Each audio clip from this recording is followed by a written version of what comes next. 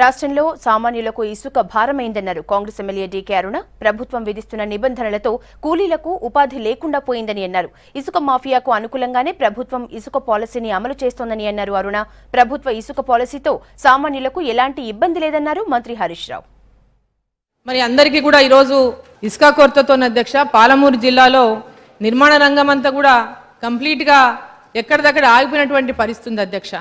ఈరోజు ఉపాధి లేక మరి మేస్త్రీలు కానీ భవన నిర్మాణ రంగ కార్మికులు తీవ్రమైనటువంటి ఇబ్బందులు పడుతున్నారు అధ్యక్ష.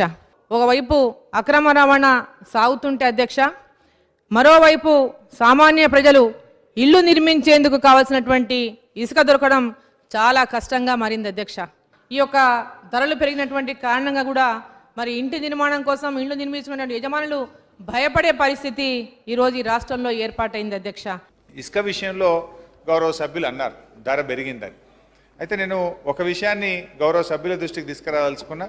ప్రభుత్వ ఆదాయం చూస్తారా, గతంలో మీరు చూస్తే అధ్యక్ష 2009-10 సంవత్సరంలో ఇసుక మీద రాష్ట్ర ప్రభుత్వానికి వచ్చిన ఆదాయం 8 కోట్లు, 10-11లో 27 కోట్లు, 11-12లో 10 కోట్లు, 2012-13లో 1,62,00,000, 2013-14 ఒక సంవత్సరం అంతా రాష్ట్ర ఆదాయం 5,44,000. మరి ఈ సంవత్సరం రాష్ట్ర ప్రభుత్వ ఆదాయం 365 కోట్లు. ఎక్కడ పోయింది మరి ఇదంతా? ఏ బ్రోకర్ల జేబుల్లోకి పోయింది? ఏ నాయకుల జేబుల్లోకి పోయింది? మరి ఆ రోజు ఏమన్నా ఇసుక తక్కువ ధరకు దొరికిందా? ధర ఎక్కువ, రాష్ట్ర ప్రభుత్వ ఖజానా మొత్తం గుల్ల.